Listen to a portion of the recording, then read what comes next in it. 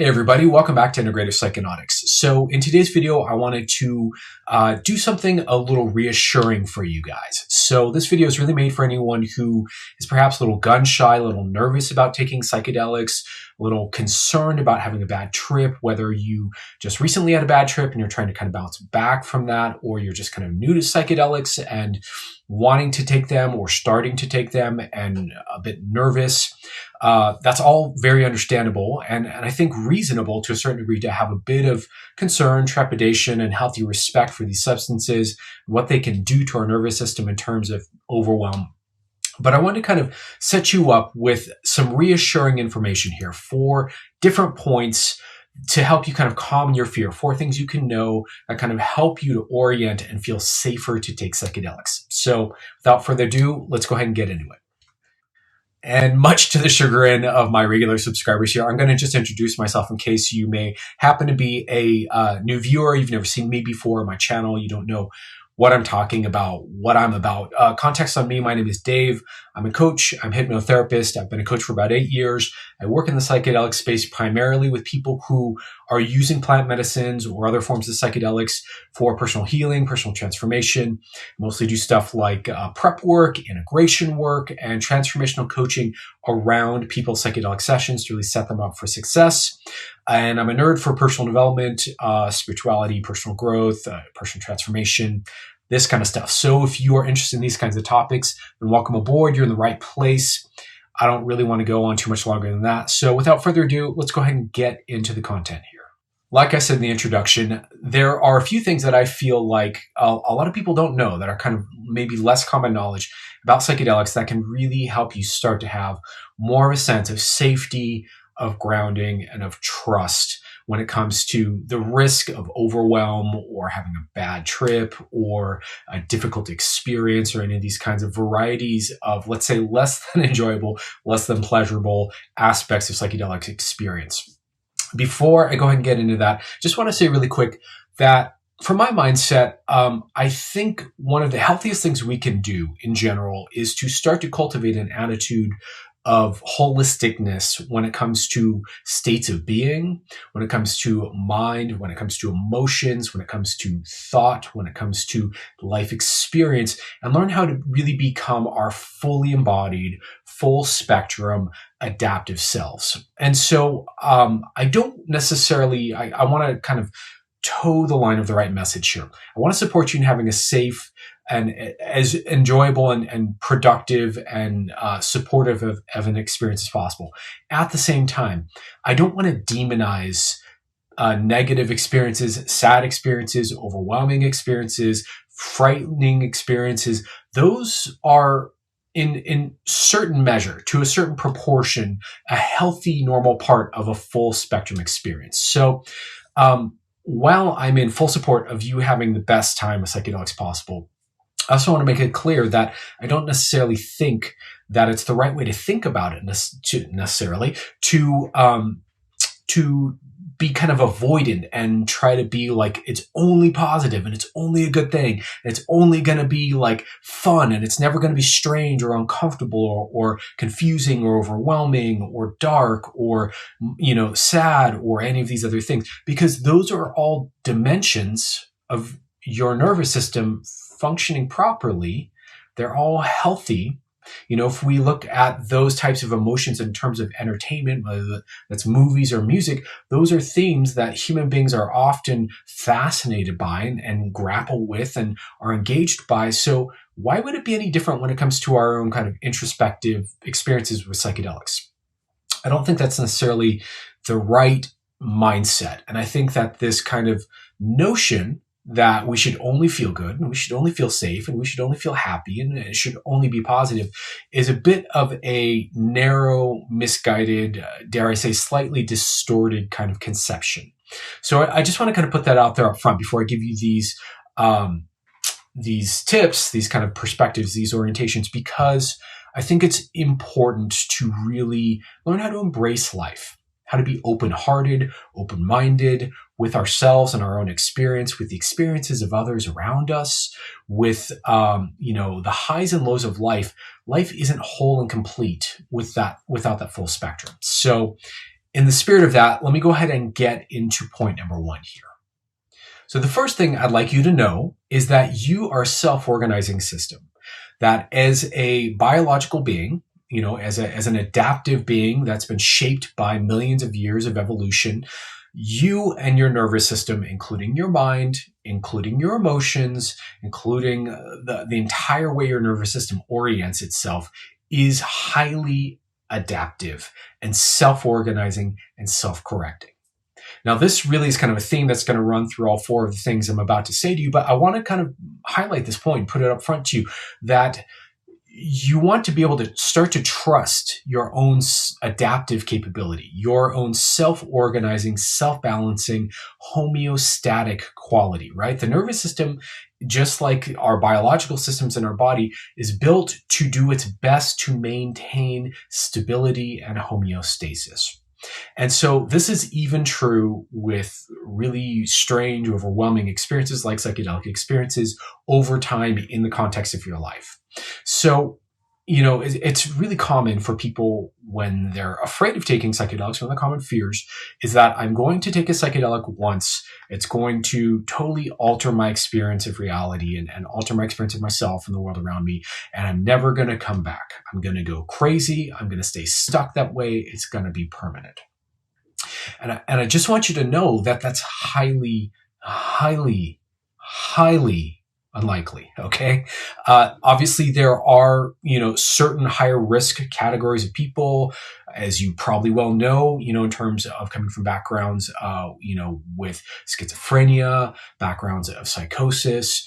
There are certain risk factors you do want to take into account. And oddly enough, I don't know why, but I see a lot of people from those backgrounds who seem very compelled to take psychedelics. If you're one of those people, I would say it's not worth the risk. Your stability is so valuable. You probably even don't realize how valuable it is because you have it all the time. But it's one of those things that when it's not there, you're really going to miss it. So I wouldn't say it's worth the risk, but assuming you're not one of those people, which is the vast majority of us, then there's a high likelihood that your nervous system is going to know how to self-balance and self-regulate, and you are 99.9999% likely to calm down and come back to your default mode of being, because this is what the body and the nervous system do. It's how we're built. So that's my first point. And I guess I just kind of spoilered my second point. I'm really bad about this. Man, oh man, do I love to just kind of tie together all the ideas and yammer them out here. So let me just say, you're much more likely to, return to how you've always been than be permanently changed. It's really that simple. Homeostasis is how the body's built. It's how our body self-heals. And that's true of the mind. And that's true of the nervous system. That's true of the psyche. And I'll just kind of tag on to that idea now that I've kind of emphasized that, this is even part of why we have issues in the first place, right? Is because our nervous system has learned, let's say, a pattern of fear in terms of anxiety or overwhelm, in terms of maybe depression, sadness in terms of depression, disconnect, stress, what have you. And we will lock those things into our nervous system as learnings and perpetuate them. So this same mechanism that ensures that you're probably going to be stable is also why your issues are stable, right? So this is part of the trick. So considering that how consistently issues can be present in a person's life and how so much can stay the same for us year after year, why would it be any different after you've taken psychedelics? It's not unlike, after you've gone on a vacation, you come back to your life and things go back to normal. And sure, you remember things about your vacation and you may have had transformative experiences on your vacation, but generally speaking, once we get back in the groove of our lives, things return back to normal. So it's really no different here. Okay, so another thing I really want you to understand is that if you end up kind of, let's say, tilted towards having an ego death, oneness, mystical experience, non-dual experience, like dissolution into the light of creation type experience, if you're tilted that way, and it's usually, to be clear, usually as we're starting to kind of move in that direction with our body, that we start to get on alert and overwhelmed and frightened because normal cognitive function, motor function changes, and that's scary, right? So as we start to drift towards ego death as kind of the trend. Often what that looks like is we can't walk, we can't talk, we might forget basics like your name, you might forget where you are. These very disorienting experiences can arise as part of that disruption of your normal, rational, cognitive mind and identity structure, right? Now, generally, the advice would be in that kind of a situation, you just want to go lay down, make sure, again, set and setting. This is why set and setting is so important. Go lay down, be safe, and just like allow your body to kind of drift away and melt into the floor or the bed or wherever you are. And just enjoy the experience. It's really a rare and precious thing for people to have a non-dual mystical experience. Historically, it's incredibly, incredibly rare. Obviously, there are entire religions and spiritual traditions built around pursuing these types of states and experiences. So if you're having one of those moments, it's a rare, precious thing. Now, here's the thing that they discovered back in the 60s and 50s with early psychedelic research that I'd like to impart to you if you kind of find yourself in that situation. The likelihood is very much that you will be pulled back into the body and back into the ego structure. Right? The gravity, the momentum is towards the physical. So if you're finding yourself kind of melting and dissolving and turning into light or evaporating, these kinds of things, you want to roll with it, because any little thing, like someone runs in the room and calls your name, is very likely to pull your attention back into your body, back into physicality, back into trying to function through the filter of your ego again, right? So this is very much the tendency.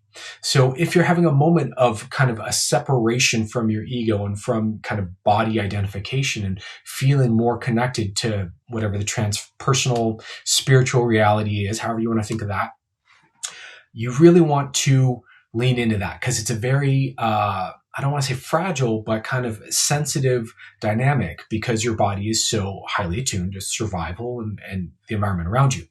I will say also, just preemptively here, generally speaking, what I've observed is that when people have, frightening experiences or kind of the preamble to a bad trip, paranoid experiences, these kinds of things, usually it's because they're kind of at that degree of being high where they're starting to feel disconnected from the body, disconnected from the physical, but they're trying to grasp on to their mental, their cognitive, their identity, their ego. They're trying to control and force themselves back into their body. And that is working so contrary to what these materials do that I think creates a bit of a confusion where we kind of recognize ourselves at two different levels of being at the same time, at this kind of transpersonal level, but also at this egoic level. They get kind of blended, mishmashed, and that gets kind of imprinted in the nervous system in some way. And then that ends up, as the person comes down, being kind of what gets written to the hard drive, if you will. And that's often where people get a little scrambled. This is just my guess, my observation. I don't have any science to back this up. So let me caveat all that by just being real with you that this is just observational, anecdotal opinion. Okay. So take that for whatever that's worth. But I think my point here is if you optimize cleanly, how do I want to put this? If you optimize for having a clean separation from body identification and ego identification, and you allow yourself to really be in that transpersonal space, boldly, courageously, without fear, without hesitation, and you trust that and you allow that, and you know that that window of opportunity is only going to be there for a short while, and then you will be returning back to your normal ego structure. Generally, that's going to give you a much better experience than if you're trying to wrestle with it, fight it, get freaked out by it, that kind of a thing. So in general, one of the ways you can optimize for comfort, safety, a better experience, more positive experience, more well-being, is to really lean into what's emerging, what's happening, work with your breath and with your body work and the things you need to do to allow it to happen, and get comfortable and go with it, and not try to exert ego force in the presence of this other direction that your nervous system is going, because it just generally doesn't go well. So yeah, so just to remind and kind of summarize this segment, then we'll move on to the next. The tendency is going to be towards being embodied. The tendency is going to be towards the ego. The tendency is going to be towards remaining in contact with the physical. So if you're finding yourself feeling separated and disconnected from that, as kind of strange and alarming as that can be, you want to embrace it, because it will only be that way for a short while. But in that window of, transcendence, you have the opportunity to have a really blissful connection with all of life and with all of the universe that can really deeply heal and reorient your nervous system. So that's what to do in case of getting too high or kind of in the ego death, ego dissolution, self-transcendence territory. Okay, now so let's go ahead, get into the next one here. Okay, and the last thing I want to say to you guys in terms of setting you up for success to have a less frightening experience is, it seems a little contrarian, contradicting, but I think it's an important message, and I do think this does steer you back in the direction of having a better experience. One of the weird things about psychedelics, and maybe I should just do a whole separate video on this point, is that there's a kind of a Tao thing to them. There's a weird thing where the more you try to force them to be a certain way, generally it doesn't go that way and works against you. And the more you stop resisting and stop trying to steer them or stop trying to force them to be a certain way, the more they tend to go exactly the way you want them to. It's really a tricky thing. This is part of how the unconscious mind works. You see similar dynamics in hypnosis, for example. And so, I think that that's important to consider here. But here's my last point to you. Being present with your discomfort and your fear are important life skills, and will teach you all kinds of really good life lessons. So if you're kind of getting overwhelmed, getting spooked, getting frightened, getting, kind of freaked out, learning how to be present with that. One of the most common things that I see across the board is people are afraid to feel bad. And yet feeling bad is a part of life, right? Sometimes we feel bad. Sometimes we feel overwhelmed. Sometimes we feel nervous. Sometimes we feel frightened. Sometimes we feel grief. Sometimes we feel depressed. Sometimes we feel whatever, right? Bad feelings are part of having a nervous system, part of feeling in general. And a lot of us are just afraid. Maybe we had an experience too early in life where we felt too bad. We felt more bad than we could handle. And that kind of spooks us out and kind of creates this imprint that we never learned how to comfortably, successfully navigate feeling bad as a life skill. But I'll tell you what, as I've grown into an adult, one of the most important life skills I've developed is my ability to be present with myself and present with other people when they're feeling bad. It's so important, because there will be periods throughout the rest of your life that feel bad. Maybe long periods, maybe short periods, maybe intense periods, maybe kind of just low level, not so intense periods. But feeling bad is a part of being human. And so on psychedelics, we really get this ability through the kind of amplified obviousness of the experience to really learn how to be mindful and explore the sensations in the body as sensations, and to really become present with the inner voice that might have an emotionality to it as it's speaking up, and to really be curious and present with what's the dynamic here. What started this off? Where is this coming from? What does this part of me need?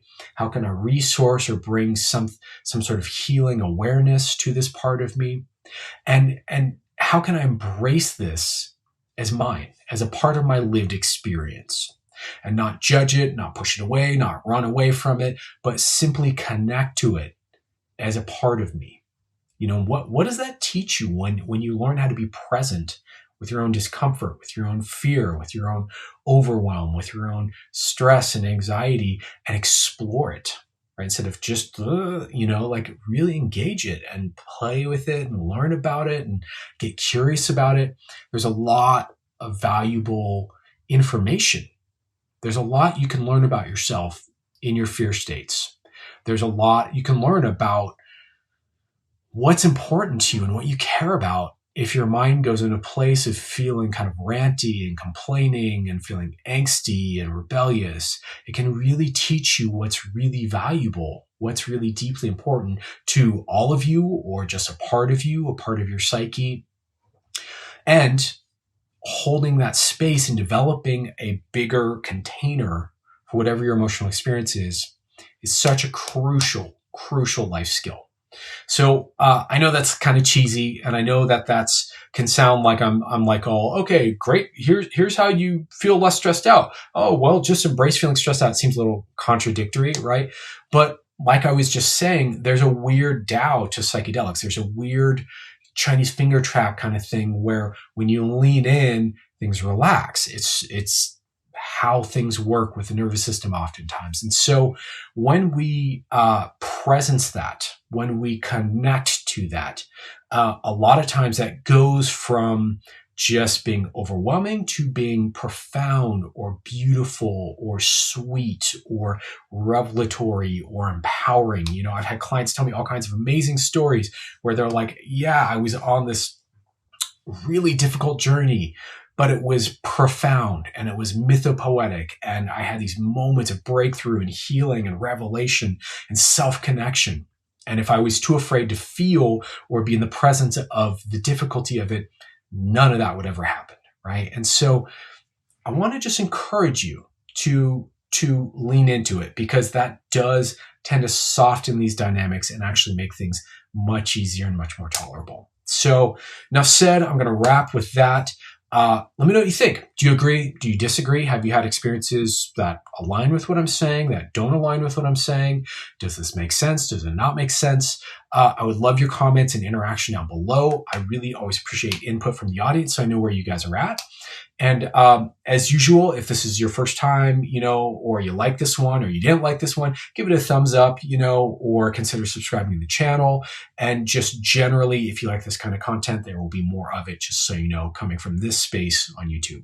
So that being said, much love to you all. I hope you're doing well out there. Thank you for watching, and I'll talk to you soon.